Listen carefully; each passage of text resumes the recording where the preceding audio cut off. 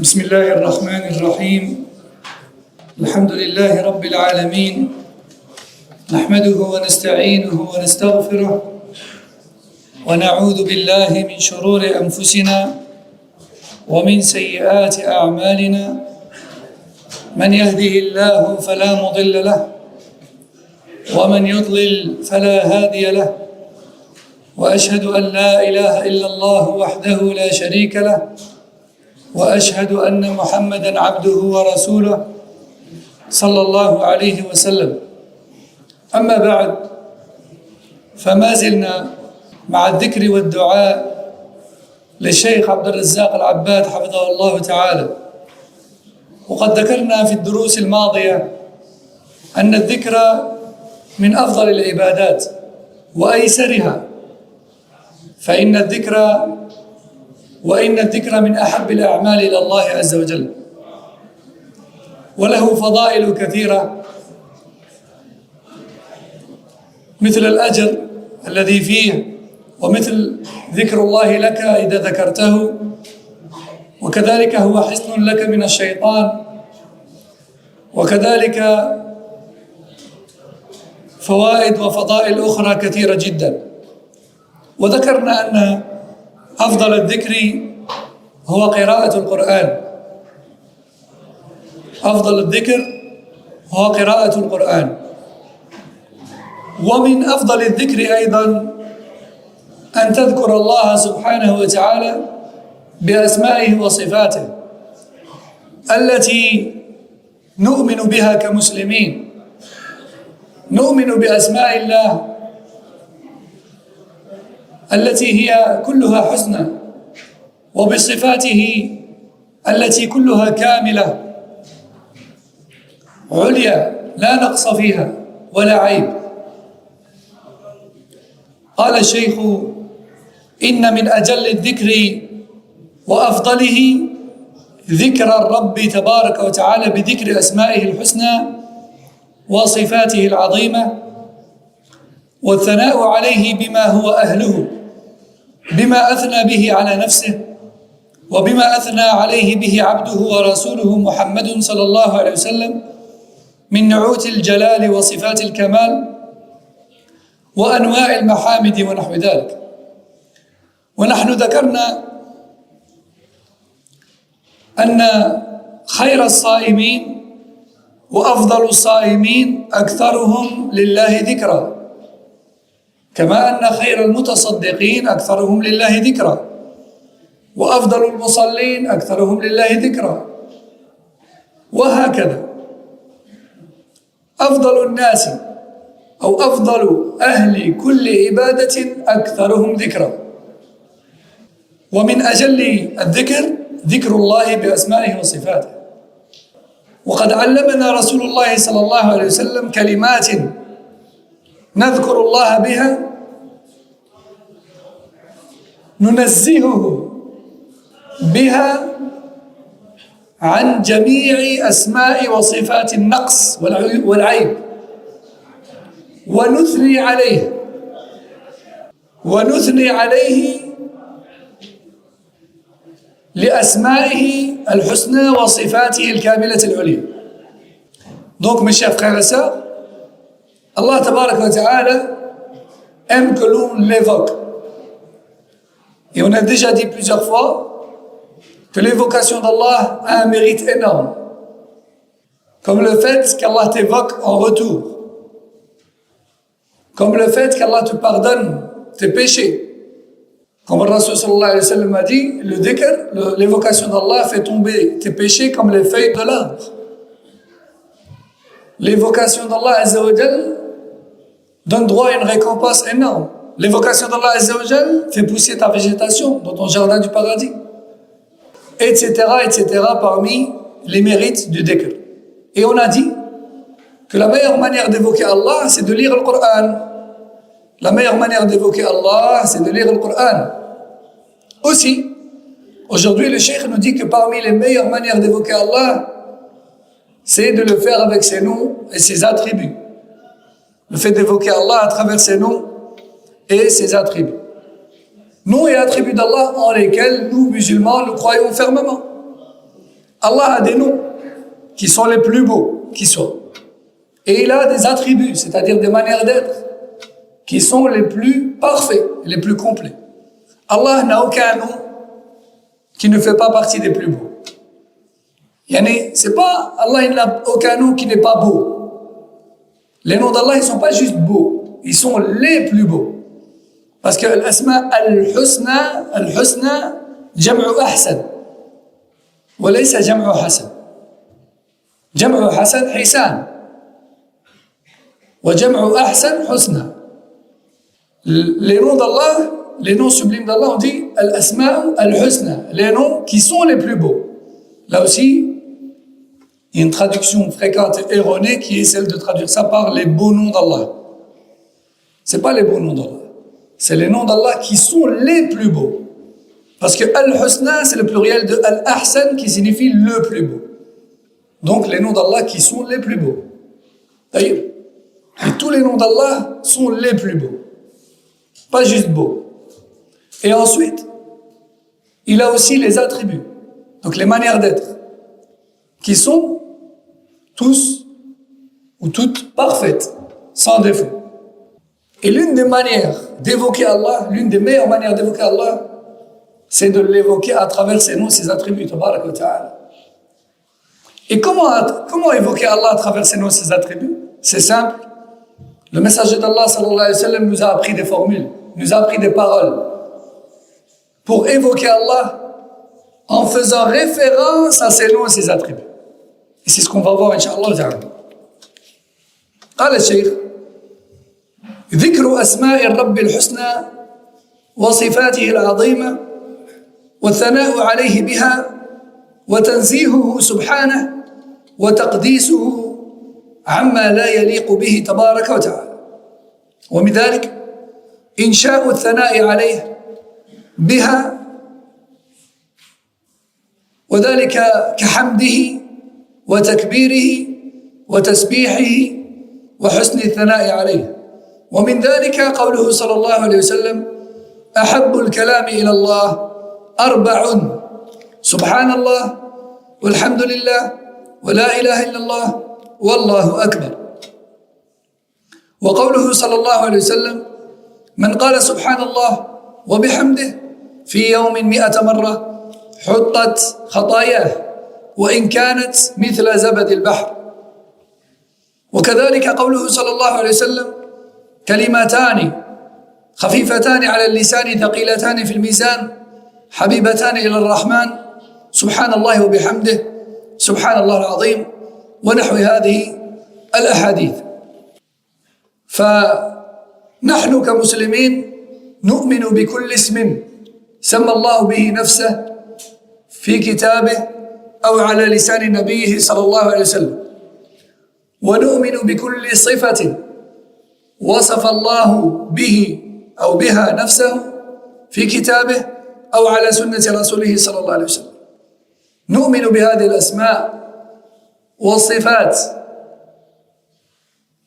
ولا نعطلها ولا نكيفها ولا نمثله بخلقه ولا نحرف معانيها ونذكره بها. ومن ذكرك له بها قولك سبحان الله. فمعنى سبحان الله أي أنزه الله عن كل اسم غير حسن ومن كل صفة ناقصة. وقولك الحمد لله معنى ذلك أثني على الله لما له من الأسماء الحسنى والصفات الكاملة العليا. ومن ذلك قولك لا إله إلا الله ومن معانيها أنه الواحد في ربوبيته وألوهيته وأسمائه وصفاته. ومن ذلك قولك الله أكبر هو الأكبر، هو الأكبر، لا شيء أكبر منه ولا أحد يجوز له أن يتكبر إلا الله سبحانه وتعالى لأنه الكامل، فهو يتكبر وهو من أسمائه المتكبر. ونحن حرم علينا التكبر لأننا مليئين بصفات النقص، فلا يجوز لنا أن نتكبر، لكن هو كامل سبحانه وتعالى، لذلك هو المتكبر. أيضا لا حول ولا قوة إلا بالله، لا يقدر على تغيير الأمور إلا الله سبحانه وتعالى، هذا أيضا من صفاته. فهذه الكلمات نذكر الله بها، نثبت بها أسماءه وصفاته، وننزهه عن النقص. Donc, nous musulmans, nous croyons en tous les noms par lesquels Allah s'est nommé dans le Coran et par lesquels son prophète sallallahu alayhi wa sallam l'a nommé dans les hadiths authentiques. Tout comme nous croyons en tout ce par quoi il s'est décrit lui-même dans le Coran et son prophète sallallahu alayhi wa sallam dans les hadiths authentiques. Nous croyons qu'Allah a les noms les plus beaux et les manières d'être les plus parfaites. Il n'a pas de défaut, subhanahu wa ta'ala. Et notre prophète sallallahu alayhi wa sallam nous a appris à évoquer Allah avec des formules petites de taille, mais qui résument tout cela. Subhanallah, par exemple, qui signifie « je rejette d'Allah tout manquement et défaut ». Allah est parfait. C'est ça que ça veut dire Subhanallah. Alhamdulillah, ça veut dire je vante Allah et je le loue pour cela. Et je le loue, je le vante pour cela. Allahu Akbar, rien n'est plus grand que lui. Il est le plus grand. Il est le plus grand. Et il se réserve le droit de se gonfler d'orgueil. L'orgueil en arabe, takabbur, qui vient de al-kibr, qui veut dire, qui est en lien avec la grandeur. C'est ça que ça veut dire le takabbur. C'est pour ça que l'orgueil, c'est interdit pour nous, c'est haram pour nous, l'orgueil. Parce que nous, on est tout petits. Petits en taille et petits dans nos manières d'être aussi. Parce qu'on est plein de défauts, plein de manquements en tant que créature. Mais lui, il est parfait, sans défaut. Donc lui, il est le mutakabbir. Il est l'orgueilleux. Il est le très grand, le plus grand. Il se réserve le droit. C'est normal, il est le Rabb. Mais nous, on n'a rien du tout. On n'a pas le droit de takabbir. On est tout petit. Donc lui, il est Al-Akbar, le plus grand. Allahu Akbar. Allah est le plus grand. Le plus grand dans ses noms, qui sont les plus beaux, le plus grand dans ses manières d'être, etc., etc. La ilaha illallah. Nulle divinité ne mérite d'être adorée sauf Allah. C'est kalimat al-tawhid, c'est la parole de l'unicité. Et parmi ses sens, il y a le fait qu'Allah est parfait, sans défaut. La hawla wa la quwwata illa billah. Personne ne peut changer quoi que ce soit aux choses, et personne ne détient la force nécessaire à cela, si ce n'est Allah. Et donc, encore une fois, on fait référence à ses attributs et à ce qu'il peut faire, que personne d'autre ne peut faire. Subhanahu wa ta'ala. Donc, toutes ces paroles-là, en fait, lorsque tu les dis, Subhanallah, Alhamdulillah, La ilaha illallah, Allahu Akbar, lorsque tu évoques Allah, rappelle-toi de leur sens. En fait, tu es en train d'évoquer Allah avec ses noms et ses attributs. En fait, tu es en train de résumer toute tawhid. Subhanallah, Alhamdulillah, La ilaha illallah, Allahu Akbar. C'est pour ça que le dhikr, c'est la nourriture du cœur. Et c'est la véritable vie du cœur. C'est la source de vie du cœur, le dhikr. Parce que c'est tawhid. Donc, Cheikh Abdel Razzaq nous dit, l'une des meilleures manières d'évoquer Allah, c'est de prononcer les formules qui résument les noms et attributs d'Allah Azza wa Jal, enseignées par le prophète sallallahu alayhi wa sallam. Comme dans le hadith qui dit, les 4 paroles les plus aimées à Allah sont Subhanallah, Alhamdulillah, La ilaha illallah, Allahu Akbar. Tu ne peux pas prononcer plus aimé à Allah. Il dit également, alayhi salatu salam, celui qui dit Subhanallah wa bihamdih, donc je rejette d'Allah tout manquement et défaut, tout en le louant pour cela, et qu'il ajoute à ça, La ilaha illallah, nulle divinité ne mérite l'adoration sauf Allah, et qu'il ajoute à ça, Wallahu Akbar, afwan, j'ai confondu les deux hadiths. Celui qui dit Subhanallah wa bihamdih, donc celui qui dit, je rejette tout défaut affilié à Allah et je le loue pour sa manière d'être qui est parfaite. Celui qui dit cette parole, subhanallah wa bihamdih, 100 fois, celui qui la prononce 100 fois, tous ses péchés seront effacés. Quand bien même ils seraient aussi nombreux que l'écume de la mer. Allahu Akbar. C'est grand, hein? Subhanallah wa bihamdih, 100 fois. Ça va très vite. Et voilà que tu as effacé tous tes péchés, quand bien même ils seraient aussi nombreux que l'écume de la mer. Bon, c'est pas n'importe quel péché, c'est ce qu'on va voir juste après, Inch'Allah. قال الشيخ عبد الرزاق وأفضل هذا النوع أجمعه للثناء وأفضل هذا النوع أجمعه للثناء وأعمه نحو قول سبحان الله بحمده عدد خلقه ورضا نفسه وزنة عرشه ومداد كلماته فهذا أفضل من مجرد سبحان الله وكذلك قول الحمد لله عدد ما خلق والحمد لله ملء ما خلق والحمد لله عدد ما في السماوات والأرض والحمد لله ملء ما في السماوات والأرض فهذا أفضل من مجرد قول الحمد لله. وأيضا جاء في صحيح مسلم نأخذه فيما بعد إن شاء الله. Donc Cheikh Abd al-Razzaq nous dit, et le fait de dire Subhanallah wa bihamdih, donc je rejette d'Allah tout défaut et je le loue pour sa manière d'être parfaite, autant de fois qu'il n'y a de créatures, autant de fois qu'il n'agrée de la part de ses serviteurs, autant de fois que pour être équivalent à la beauté et la splendeur de son trône, autant de fois que les paroles qu'il, subhanahu wa ta'ala, prononce, autant de fois. Non. Et un dhikr comme celui-là est bien sûr beaucoup plus complet que le simple fait de dire subhanallah. On a dit subhanallah, ça englobe quelque part tous les noms et attributs parce que tu rejettes tous les défauts et tu affirmes là les attributs parfaits. Mais si tu dis je glorifie Allah et je le loue autant de fois qu'il n'y a de créatures, autant de fois qu'il n'agrée de la part de ses serviteurs, autant de fois que pour être équivalent à la beauté de son trône, autant de fois qu'il ne prononce de paroles, c'est encore meilleur. Pourquoi? Parce qu'Allah Azza wa Jalla a créé énormément de choses et il ne cesse de créer. Donc toi tu dis juste Subhanallah wa bihamdih autant de fois qu'il n'a créé ou qu'il ne créera de créatures. Allahu Akbar. C'est comme si tu as multiplié ton dhikr, le dhikr que tu viens prononcer, par combien? Allahu Alam. Mais beaucoup en tout cas. Et ça compte comme tel. Si tu dis Subhanallah adad ma khalaq, je dis Subhanallah autant de fois,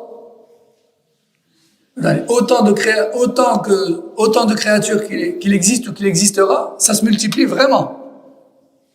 Et lorsque tu dis Warida nafsih, et subhanallah wa bihamdih autant de fois qu'il n'agrée de la part de ses serviteurs. Vous savez qu'Allah Azza wa Jalla il est Rahim. Allah Azza wa Jalla il est Rahim. Il est Rahman. Il est Afou. Il est Raouf. Il accepte là facilement de la part de ses serviteurs leur repentir, combien même leurs péchés rempliraient la terre entière et plus encore. Il accepte le repentir. Il accepte la demande de pardon. Il accepte le retour de ses serviteurs vers lui. Il accepte de la part de ses serviteurs, d'une acceptation sans égale. Sans égale. Et donc, si tu dis, je dis subhanallah wa bihamdih autant de fois qu'il n'agrée de la part de ses serviteurs, là aussi, tu es encore parti pour une énorme quantité de dhikr. C'est indénombrable, en fait. Lorsque tu dis aussi subhanallah wa bihamdih autant de fois que pour être équivalent à la splendeur de son trône. Son trône est splendide. Son trône est magnifique. Et nul ne peut décrire son trône. À l'heure actuelle, en tout cas. Parce qu'on ne l'a pas vu. Mais on sait qu'il est magnifique. Et qu'il est énorme. Aussi, lorsque tu dis subhanallah wa bihamdih autant de fois qu'Allah ne prononce de parole. Allah Azza wa Jalla, il a parlé, il parle et ne cessera de parler. Parmi ses attributs, al-kalam, la parole. Allah, il parle dans ses livres, mais pas que. Allah, il parle lorsqu'il ordonne à ses anges d'effectuer des tâches. Allah, il parle lorsqu'il crée chaque chose. Kun fayakun. Soit et elle est, soit et elle est, soit et elle est, soit et elle est. Hein? Combien de choses voient le jour à chaque instant? Pour toutes ces choses, il dit kun fayakun. Soit et elle est. Et chaque chose qui bouge, chaque chose, chaque créature qui est concrétisée, y compris nos paroles, y compris nos mouvements, nos inspirations, nos expirations. Hein? Chaque goutte d'eau qui bouge dans l'océan, chaque molécule d'air qui bouge, chaque oiseau qui passe dans le ciel, chaque atome qui se trouve dans les profondeurs de la terre ou dans les cieux. Rien ne se passe sans la volonté d'Allah, qui est suivie par kun fayakun, soit y aller. C'est en réfléchissant au sens de ces paroles et en méditant sur ses noms et ses attributs que l'on prend conscience, subhanallah, de sa grandeur et de sa puissance. Vraiment, comme Allah a dit dans le Coran, وَمَا قَدَرُ اللَّهَ حَقَّ قَدْرِهِ.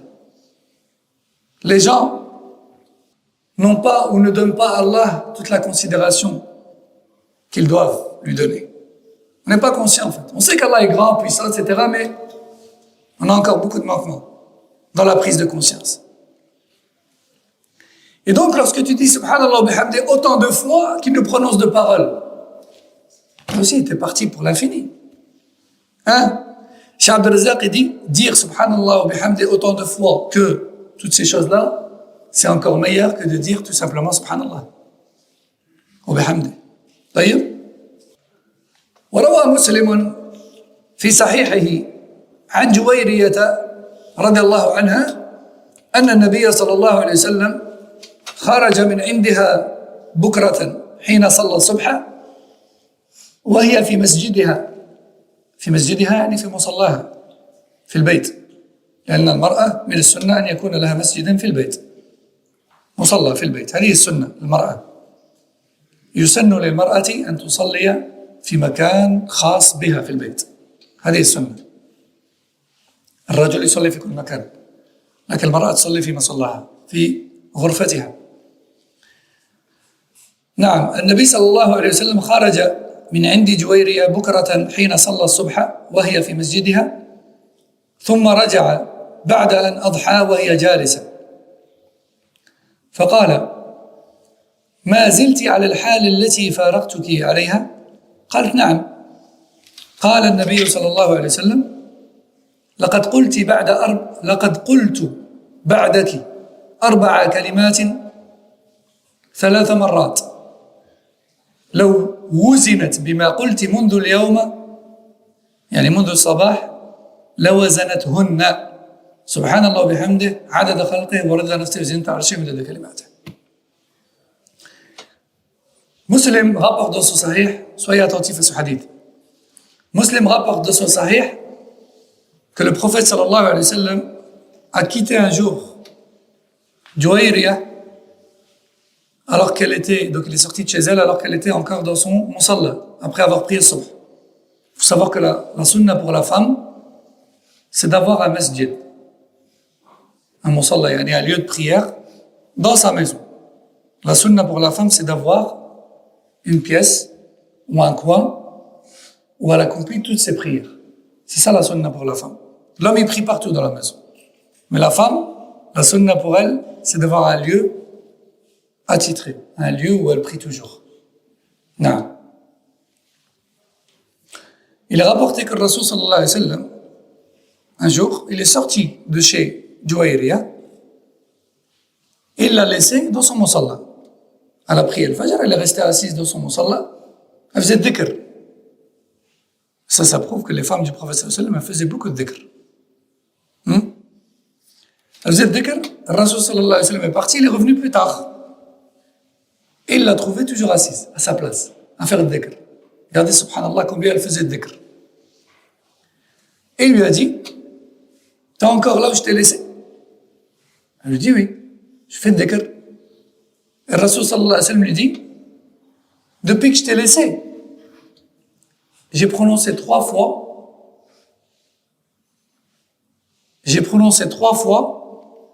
une formule, une seule formule. Et cette formule que j'ai prononcée 3 fois m'a donné droit à une récompense plus grande que tout ce que tu as fait depuis le matin. Que tout ce que tu as fait depuis le matin. Imaginez, il est sorti après le Fajr, il restait assis sur le dhikr. Il s'en est passé quelques heures, il est revenu, toujours assis au même endroit. Il lui dit, moi j'ai prononcé 3 fois une phrase, elle m'a donné droit à un ajr plus grand que tout ce que tu as fait depuis le matin. C'est quoi? Subhanallah wa bihamdih. Donc, je rappelle, subhanallah wa bihamdih, ça veut dire, je rejette d'Allah tout défaut et manquement, et je le loue pour cela. Subhanallah wa bihamdih, autant de fois qu'il n'y a de créatures, autant de fois qu'Allah agrée de la part de ses serviteurs, autant de fois que pour être équivalent à la splendeur du trône, et autant de fois qu'il nous faudrait d'encre pour retranscrire tout ce qu'Allah prononce. Forcément, il va la dépasser. Forcément, il va la dépasser, puisque déjà rien que les paroles d'Allah sont infinies. Juste ça.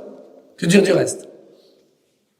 Donc, on se doit d'apprendre ce dhikr prophétique. Subhanallah wa bihamdi adada khalqi wa rida nafsi wa zinata arshi al-kalimat.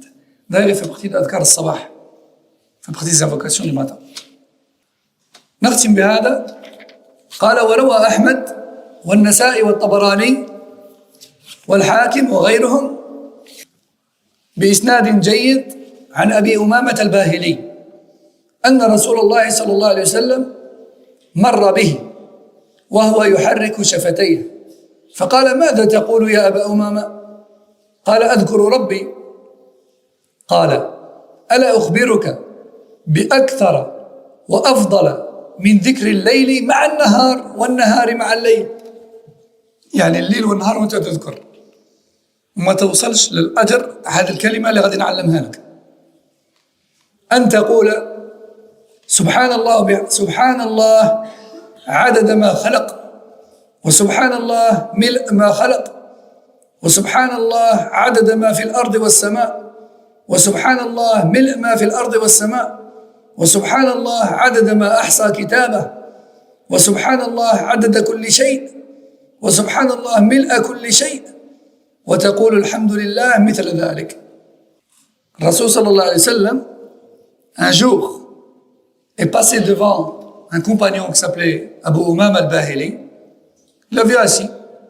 Et Abu Umama al-Bahili prononçait des paroles à basse voix. Et ses lèvres bougeaient. Vous voyez qu'il disait quelque chose. Comme quand on fait dhikr à basse voix. Et Rasoul sallallahu alayhi wa sallam lui dit, Ya Abu Umama, qu'est-ce que tu es en train de dire? Qu'est-ce que tu prononces? Et Abu Umama a dit, j'évoque mon Seigneur. J'évoque Allah. Vous voyez comment c'était l'habitude des salafs en fait. Les salafs faisaient le dhikr tout le temps. Assis, couché, en route. Ils faisaient le dhikr tout le temps. Ils faisaient le dhikr. Déjà nous, on parle trop. Mais eux, ils faisaient le dhikr encore plus que ce que nous, on parle. Et si on remplaçait tous nos blabla inutiles par le dhikr, Allahu Akbar, voilà ce qu'on gagnerait. Abu Umam al-Bahili faisait le dhikr. Le Rasoul sallallahu alayhi wa sallam lui dit, qu'est-ce que tu prononces? Et celui-ci dit, j'évoque Allah. Et le Rasoul sallallahu alayhi wa sallam lui dit, je vais t'apprendre une parole qui te donnera droit à un ajr plus grand encore que celui du dhikr de la journée et la nuit réunis. Yani, si tu fais le dhikr toute la journée et toute la nuit non-stop, tu n'arriveras pas au ajr, tu n'arriveras jamais au ajr de cette parole que je vais t'apprendre. Et en quelque sorte, le Rasoul sallallahu alayhi wa sallam lui dit, tant qu'on y est, tu fais le dhikr, tu veux que je t'apprenne une formule de dhikr qui va te faire gagner jackpot, comme on dit. Plus que tout ça encore. Cette parole, c'est Subhanallah, je rejette d'Allah tout défaut et manquement. Subhanallah, autant de fois qu'il n'y a de créatures. Autant de fois que pour remplir, ou autant de fois que pour combler le volume de la création tout entière. Autant de fois que tout le contenu de la terre et du ciel. Autant de fois que pour remplir la terre et les cieux. Autant de fois qu'il ne contient, autant de fois que le livre d'Allah contient de choses. Et dit ensuite la même chose avec Alhamdulillah. Et dit ensuite la même chose avec Alhamdulillah. En fait, l'idée c'est quoi? C'est de multiplier ton dhikr par les choses qui existent dans le plus grand nombre possible. Multiplie ton dhikr par les choses les plus nombreuses qu'Allah a créées. D'accord?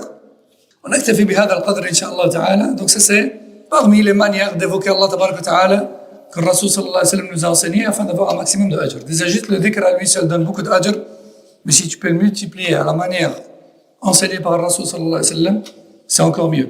Donc pour résumer le sujet du jour, c'est que parmi les meilleures manières d'évoquer Allah tabaraka wa ta'ala, il y a le fait de l'évoquer à travers ses noms et ses attributs.